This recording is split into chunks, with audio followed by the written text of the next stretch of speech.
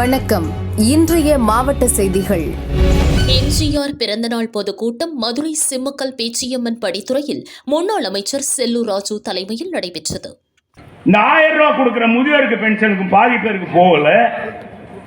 வீடு வீடுக்கு 1000 ரூபாய் கொடுக்கறதுன்னு 1,16,000 பேருக்கு கொடுக்கிற 1,16,00,000 பேருக்கு மீதி 1,10,00,000 பேர் என்ன ஆச்சு? ஏன் கொடுக்கல? இன்னைக்கு விலைவாசி உன்னுடைய காலத்தில் எவ்வளவு ஏறி இருக்கு? இந்த ஆட்சி, ஸ்டாலின் ஆட்சி அமர்ந்ததுல இருந்து 4 ஆண்டுகள்ல ஒரு குடும்பத்துக்கு பாத்தீங்கன்னா 4,000 ரூபாய், 6,000 ரூபாய், 5,000 ரூபாய் கூடி இருக்கா இல்லையாமா? 5,000 ரூபாய் கூடி இருக்கு. இன்னைக்கு எனக்கு முன்னால கொஞ்ச நேரம் பேசினாலும் நம்ம அண்ணாதுரை சொன்னார் இல்லவா, 1 கிலோ அரிசி நம்ம காலத்தில் 120 ரூபா 130 ரூபா வித்ததுன்னா இன்னைக்கு 150 ரூபா 160 ரூபா 170 ரூபா ஓடி போயிருக்கு. வெங்காய விலை, தக்காளி விலை எதுவும் கட்டுப்படுத்துறதுக்கு நிதி வைக்கிறாங்க. நாங்களே ஒதுக்கி வச்சுட்டு வந்திருக்கோம் விலை நிலைப்படுத்தும் நிதியம் என்று.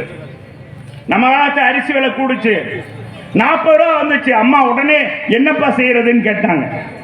உடனே என்ன செக்ரட்டரியிட கூப்பிட்டு கேட்டேன், இந்த மாதிரி நம்ம முதலமைச்சர் கேட்டிருக்காரு, என்ன செய்யறது? உடனடியாக தமிழ்நாடு அப்பா இப்போ ஒரு நெக்குன்னு ஒரு ஆப் வந்திருக்கு, அந்த நெக்கில போட்டா வந்துடும் எங்க உற்பத்தி அதிகமாக இருக்கு, என்னென்ன பொருள் உற்பத்தி ஆகுது. அப்பதான் மேற்கு வங்காளத்தில் மினி கிட்டுன்னு அரிசி நம்ம இங்க சீரக சம்பா மாதிரி 25,000 ரூபாய்க்கு வாங்கி 25,000 ரூபாய் 25,000 ரூபாய் ஒரு 100 கிலோ, 1 கிலோ 25 ரூபாய்க்கு கொடுத்தோம். 1 கிலோ 25 ரூபாய்க்கு கொடுத்தோம்ப்பா. உடனடியாக கள்ள மார்க்கெட்ல இருந்து குறைச்சானே, நீ அது மாதிரி நடவடிக்கை எடுத்திருக்கியா? வெங்காய விலை கூடுச்சு. இங்கே நம்ம அண்ணாதுரை சொன்னதை போல எகிப்தில் இருந்து வாங்கணும். எகிப்தில தான் வெங்காயம் கிடைத்தது. அன்னைக்கு அரபு கண்ட்ரில இருந்து வர்ற வெங்காயம் ஹார்டா இருக்கும். ஆனா நீங்க நினைக்கலாம், என்ன வெங்காயத்தை போய் என்ன பெரியதுன்னு. இந்த பெரிய வெங்காயம் இல்லைன்னா ஹோட்டல்ல சாம்பார் வைக்க முடியாது, பூரி கிழங்கு வைக்க முடியாது. வடநாட்டுக்காரெல்லாம் பூரி வைக்கணும்னா வெங்காயம் வேணும்.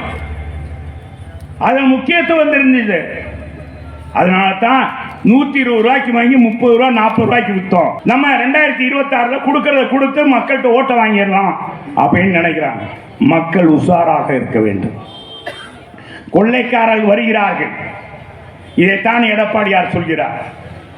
உறுதியாக இந்த தமிழக மக்கள் அமைதி பூங்காவாக இருப்பார்கள். ஒரு தவறு செய்தால், அதை தெரிந்து செய்தால் தேவன் என்றால் விடமாட்டேன் என்று சொன்ன புரட்சி தலைவர் வெளிவந்த அந்த மக்கள், தமிழக மக்கள் விடமாட்டார்கள். ஸ்டாலின் அவர்களே, உங்கள் ஆட்சி எண்ணப்படுகிறது, நாட்கள் எண்ணப்படுகிறது. அதைத்தான் சொன்னார். 13 அமாவாசை மட்டுமே இருக்கிறது. இதற்கு சொல்லுகிறார், ஜெயிலில் போய் ஒவ்வொரு ஆண்டுகளுக்கு மேல் கொண்டாடிட்டு இன்னைக்கு சுப்ரீம் கோர்ட் சொன்னது மீறி இன்னைக்கு அமைச்சராக வந்து உட்கார்ந்து செந்தில் பாலாஜி சொல்றாரு, 100 பௌர்ணமி வரைக்கும் இந்த ஆட்சி இருக்குமா? ஏண்டா யாருடா கவனிக்கிறது? உன்னை மாதிரி ஆனெல்லாம் அமைச்சராக்குனா சரியாத்தான் கிடைக்கும். என்ன சொல்றீங்க? 100 பௌர்ணமி 200 பௌர்ணமி கூட இந்த மக்களை ஈச்சாவையார் நினைத்தாயா? எம்ஜிஆர் பிறந்தநாள் பொதுக்கூட்டம் விழுப்புரம் மந்தக்கரையில் எம்பி CV சண்முகம் தலைமையில் நடைபெற்றது. எம்ஜிஆர் என்பது இந்த மக்களுக்கு நன்றாக தெரியும். இன்னைக்கு யார் வந்தாலும் என்ன சொல்றாங்க?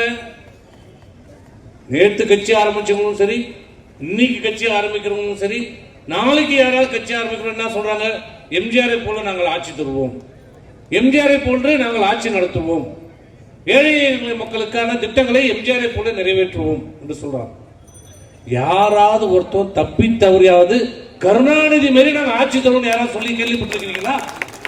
ஏழை எளிய மக்களை அன்றைக்கு வாக்குகளை பெறுவதற்காக கொடுத்த வாக்குறுதி நிறைவேற்றப்பட்டிருக்கிறதா கேட்டா சொல்லுவார் 95%, 85%. அது என்ன 95, 85? நீ கொடுத்த வாக்குறுதி 525. அந்த 525 தெளிவா சொல்லு. 500 வாக்குறுதி நிறைவேற்றிட்ட, 400 வாக்குறுதி நிறைவேற்றிட்ட, தெளிவா சொல்லு. அது என்ன பர்சன்டேஜ்? உனக்கு தான் 2,500 பிளஸ் 1,500 5,000 சொல்ற ஆளு யார்? அந்த சாரு விலைவாசி இருந்து போச்சு, பெண் காவலருக்கே பாதுகாப்பு இல்லை, இப்படிலாம் நம்ம கேட்டா இன்னைக்கு சம்பந்தமே இல்லாம இந்த ஊருக்கு அமைச்சர் பொன்முடி சொல்றாரு, கோமியம் சாப்பிட்டால் நோய் எதிர்ப்பு உறும் என்று ஐஐடி சென்னை ஐஐடி டைரக்டர் சொன்னாரு, அது தப்பு, இது வந்து மூட நம்பிக்கை, இது ரொம்ப அவசியம். நம்ம முதியோர் காலத்திலேருந்து நம்ம குழந்தை பிறந்ததுலேருந்து அவன் மனுஷன் மூத்திரத்தையே குடிக்கிறான். சிரிப்பு இல்லை, மொராய் தேசா சாட்டாரே, சிரிப்பதுக்கு சொல்லல, மொராய் தேசா சொன்னார் மனித சாப்பிட்டால் உடல் நலனுக்கு நோய் எதிர்ப்புக்கு தேவை அவர் சொன்னார். நான் சாப்பிட்டு கொண்டு வரேன் அவர் சொல்லியிருக்காரு மொராய் தேசாய். இது இன்னும் புதுசாக இவர் கண்டுபிடிச்சாரா, பொன்முடி இன்னைக்கு தான் கண்டுபிடிச்சிக்கிறான் கோமியை சாப்பிட்டதை பற்றி. இது காலகாலமாக நமக்கு எல்லாம் தெரியும். நம்மளும் விசேஷத்தில் வீட்டில் கோயிலில் போனால் அந்த மாட்டு கோமிட்டு எங்கள் கோயிலில் பார்த்தோம்னா மாட்டு கோமிட்டு நம்மளும் வச்சு போடுவோம். பண்ணுமா பண்ண மாட்டோமா? கிருஷ்ணகிரி மாவட்டம் ஊத்தங்கரை அடுத்த நொச்சிப்பட்டி தேவரடியால் ஏரி 54 ஏக்கர் பரப்பளவு கொண்டது. தொடர் மழையால் 30 ஆண்டுகளுக்கு பிறகு ஏரி நிரம்பியது. கடந்த 15 நாட்களுக்கு முன்பு ஏரியில் இருந்து நீர்க்கசிவு மறுகால் வழியாக வெளியேறியது. இதுகுறித்து கிராம மக்கள் தாசில்தார் மற்றும் வட்டார வளர்ச்சி அதிகாரியிடம் கூறினர். அதிகாரிகள் ஆய்வு செய்யாமல் அலட்சியமாக விட்டதால் ஏரி உடைந்து நெல் வயலில் புகுந்து 50 ஏக்கர் பயிர் நீரில் மூழ்கியது. ஏரி உடைப்பை சரி செய்யும் பணியை வட்டார வளர்ச்சி அதிகாரிதான் செய்ய வேண்டும் என தாசில்தார் கூறினார். பாதிக்கப்பட்ட விவசாயிகள் அதிகாரிகளை கண்டித்து சாலை மறியல் போராட்டத்தில் ஈடுபட்டனர். ஊத்தங்கரை போலீசார் பேச்சுவார்த்தை நடத்தினர். ஏரி உடைப்பை சரி செய்யும் பணியை விரைவில் துவங்குவதாக உறுதியளித்ததால் மறியலை மக்கள் கைவிட்டனர். மதுரை பறவை பேரூராட்சி மற்றும் கோவில் பாப்பாக்குடி ஊராட்சியை மாநகராட்சியுடன் இணைக்கக்கூடாது என கலெக்டர் சங்கீதாவிடம் அதிமுக முன்னாள் அமைச்சர் செல்லூர் ராஜு மனு அளித்தார். இன்னைக்கு வரி பல மடங்கு வீட்டு வரி கூடி விட்டுறது, குடிநீர் கட்டணம் கூடி விட்டது, அது மின் கட்டணம் வேற கூடிடுது. பல்வேறு கட்டணங்கள் மக்கள் செலுத்த வேண்டியிருக்கு, மக்களுடைய தலையில் சுமத்த வேண்டியிருக்கு. இந்த சுமையெல்லாம் மக்கள் அவங்க தாங்க வேண்டும். ரெண்டாவது, அவங்க 100 நாள் வேலைவாய்ப்புக்கு திட்டம் கிடைக்காது, மற்ற சலுகைகள் கிடைக்காது. எனவே இதைத்தான் மறுபரிசீலனை செய்யணும். நாங்கள் சட்டம் போட்டால் சட்டத்தை எல்லாமே இந்த அரசாங்கம் நிறைவேற்றிச்சா?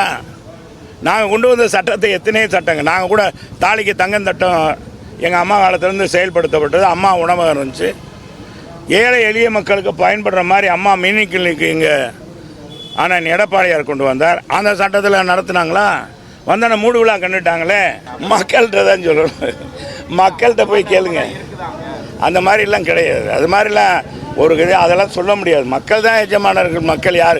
நாங்கள் நிற்கல களத்தில், அவ்வளோதான்.